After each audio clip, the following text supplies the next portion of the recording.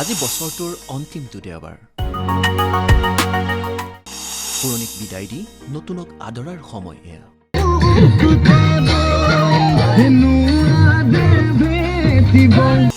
নতুন বছৰক আদৰাৰ প্ৰস্তুতিত ব্যস্ত এতিয়া সকলো ডেকাৰ পৰা বৃদ্ধলৈ প্ৰাকৃতিক পৰিৱেশৰ মাজত তৃপ্তিৰে এসাঁজ খাই জুতি ল'লে ভিন্ন প্ৰান্তৰ পৰা অহা বনভোজকাৰীয়ে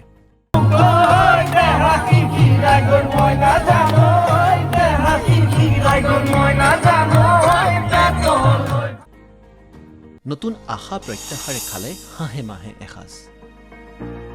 কোনোবাই যদি আনন্দত এবাৰ নাচিছে আন কোনোবা আকৌ ব্যস্ত ফটো তোলাত এই মাংস বনাইছে তাৰপৰা দালি ভাত মাছো হ'ব এনেকৈ আৰু চব মিলি পেলাই হ'ব আৰু মই বৰ ব্যস্ত জয় জয়তে মই এনডি 24লৈ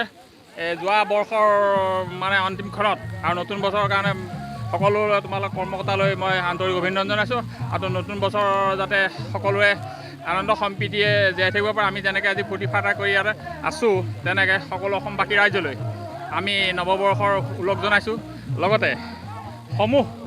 ইয়াতে যিমানখিনি দেখিছা তোমালোকে অকল পিকনিক খোৱাব মানুহখিনি সকলোখিনি মানে আজি বনভোজ মিলা প্ৰীতিয়ে যেনেদৰে খাইছে আগন্তুক বছৰবিলাকত তেনেদৰে আমি যাতে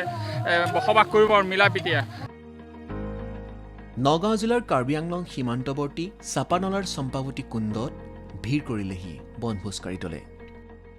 প্ৰতি বছৰৰ দৰে এইবাৰো ৰাজ্যৰ ভিন্ন প্ৰান্তৰ পৰা অহা বনভোজকাৰী দলেৰে ভৰি পৰিল চাপানলাৰ চম্পাৱতী কুণ্ড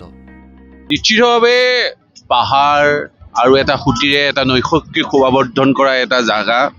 এই সামগ্ৰী বনভোজস্থলী নিশ্চিতভাৱে ভাল লাগিছে আৰু বিশেষকৈ যান্ত্ৰিকতাৰ মাজতে আহি এটা ৰিক্ৰিয়েশ্যন হোৱাটো সঁচাই বৰ আমোদজনক আৰু ভালো লাগে গতিকে ধন্যবাদ আহি বেডমিণ্টন খেলি আছে কেনেকুৱা নিশ্চিতভাৱে ভাল লাগিছে কাৰণ টাইমটো এনজয় কৰিছোঁ আৰু ভালে লাগিছে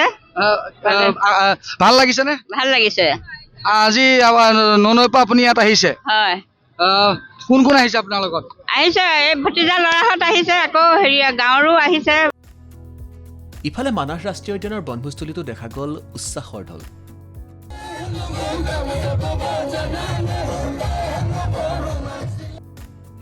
গীতে মাতে জীপাল হৈ পৰিল মানাহ ৰাষ্ট্ৰীয় উদ্যানৰ বনভোজস্থলী মানাহত আগতো আহিছোঁ এইবাৰো আহিছোঁ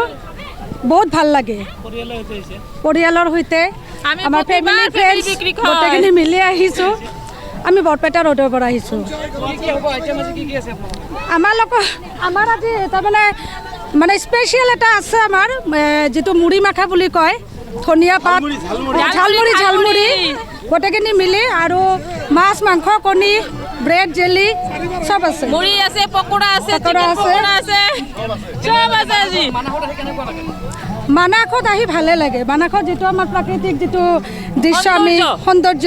যিটো দেখা পাওঁ এইটো মানে চালে আৰু বছৰত যিখিনি মানে আমাৰ দুখ কষ্ট ভাগৰ এইবছৰ এটা দিনত আহিছোঁ আমি মানে আমাৰ যিটো গুচি গ'ল আৰু গ'লে এইবাৰ সেইখিনি মানে এই প্ৰাকৃতিক দৃশ্যখিনি চাই কিনে আমি যিটো মানে গোটেইখিনি আৰু পাহৰিও যাওঁ যি হ'লে আৰু আমাৰ বাক্সা জিলাৰ ভাৰত ভূটান সীমান্তৰ চৌকীত নৈসৰ্গিক প্ৰাকৃতিক পৰিৱেশৰ মাজত পৰিয়ালৰ লগত এসাঁজ তৃপ্তিৰে খালে ভিন্ন প্ৰান্তৰ পৰা অহা বনভোজকাৰী দলে মাছ আনিছো মাংস আনিছো মানে মটন আনিছো চিকেন ফ্ৰাই অলৰেডি খালে তেওঁলোকে আৰু এতিয়া বনাই আছে ধুনীয়া আহিলো সঁচাকে খুব ধুনীয়া ভাল লাগিছে সমান্তৰালকৈ পুৰণিক বিদায় জনাবলৈ ৰহাৰ আমচৈ শিৱকুণ্ডতো দেখা পোৱা গ'ল বনভোজৰ দল নৈসৰ্গিক পৰিৱেশেৰে ভৰপূৰ প্ৰকৃতিৰ ৰম্যভূমি শিৱকুণ্ডত পৰিয়ালৰ লোকৰ সৈতে তৃপ্তিৰে এসাঁজ খালে বহুজনে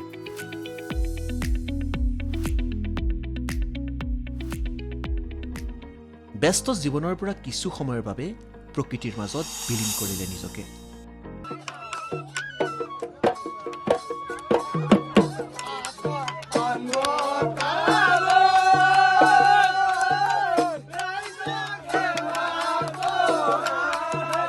বছৰটোৰ শেষত সকলোৰে এটাই প্ৰাৰ্থনা আকৌ যাতে এনে এটি যন্ত্ৰণাদায়ক বছৰ পাৰ কৰিব লগা নহয় জুবিনদাৰ বিহীন প্ৰথম বিহু আহিব মাঘ বিহু আমি জুবিনদাৰ বিহীন মাঘ বিহুটো বহুত উকা লাগিব